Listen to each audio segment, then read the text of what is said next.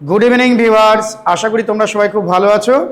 আজকের ভিডিওতে আমি আলোচনা করব সেই সমস্ত ভাই বোনের কথা যারা যারা মনের দিক থেকে অনেক বেশি ভেঙে পড়েছে, যারা মেরুদণ্ডটাকে সোজা করে বাঁচতে চায় কিন্তু সমাজের চাপে, অর্থের চাপে, অভাবের চাপে তারা ক্রমশ দুমড়ে মুচড়ে যাচ্ছে।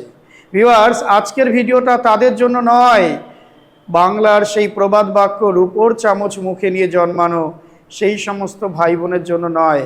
আজকের ভিডিওটা সেই সমস্ত ভাই বোনের জন্য করছি যারা যারা মেহনত করে সফলতা পাচ্ছে না, যারা দিনের পর দিন হারতে হারতে দেয়ালে যেন পিঠটা ঠেকে গেছে। ভিউয়ার্স, আজকে সেই সমস্ত ভাই বোনের কথা বলবো।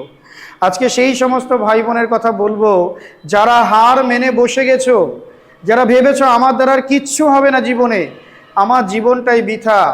ভিউয়ার্স, আজকে তোমাকে কিছু কথা বলবো যে তুমি ভাবছো তোমার জীবনটা বৃথা, ভেবো না।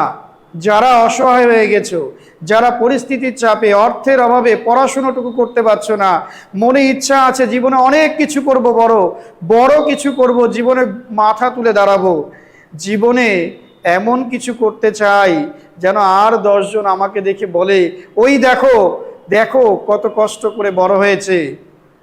তুমি সেটা করতে চাও কিন্তু সমাজের চাপে, অর্থের চাপে, অর্থের অভাবে তুমি পেরে উঠছো না। ভিউয়ার্স, একটা কথা কি জানো? অর্থ থাকলেই জীবনে বড় হওয়া যায় না। জীবনে যারা বড় হয়েছে তারা সবাই অভাবের মধ্যে দিয়ে বড় হয়েছে।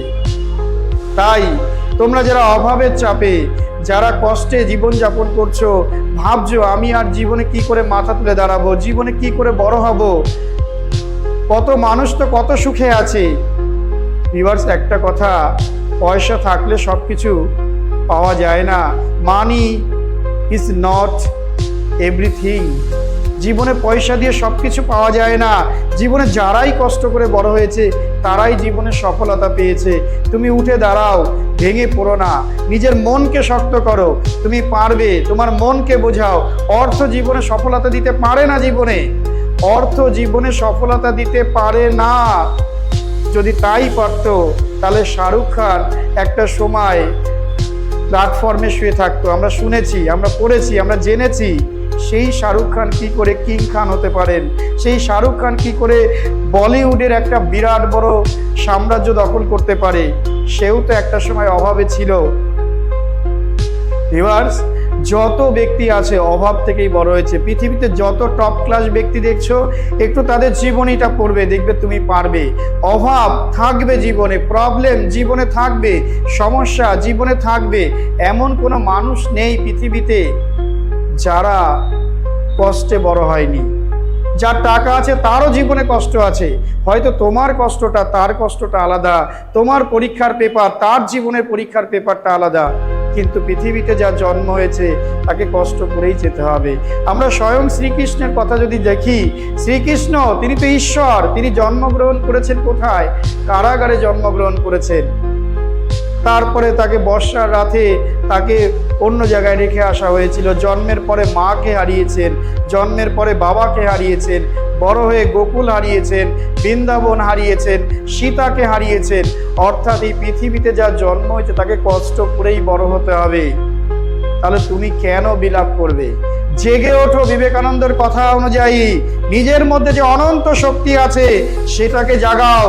তুমি পারবে, তোমাকে পারতেই হবে। আর যদি তুমি মনে করো আমি পারবো না, তাহলে তো তুমি হেরেই গেলে। তাহলে তোমার জীবনের পাওয়ার কি থাকলো? তুমি যদি হেরে যাও তাহলে সমাজ তোমাকে কটু কথা বলবে। তুমি যদি হেরে যাও তুমি সমাজের কাছে মুখ তুলে তাকাতে পারবে না। আর তুমি যদি হেরে না গিয়ে তুমি যদি মনের মধ্যে জেদ আনতে পারো যে আমি পারবই, পৃথিবীর কোনো শক্তি নেই তোমাকে আটকাতে। সুতরাং তোমাকে পারতেই হবে। যত বাধা আসুক জীবনে, যত সমস্যা আসুক জীবনে, আমি জীবনে বড় কিছু করতে চাই, আর এই বড় কিছু করতে আমাকে হবে।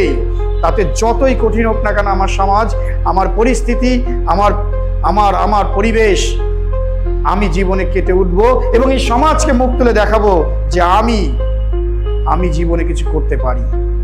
তাই আজ থেকে মনকে বোঝাও যে আমি পারবো, আমাকে পারতেই হবে, আর আমি পেরে দেখাবই।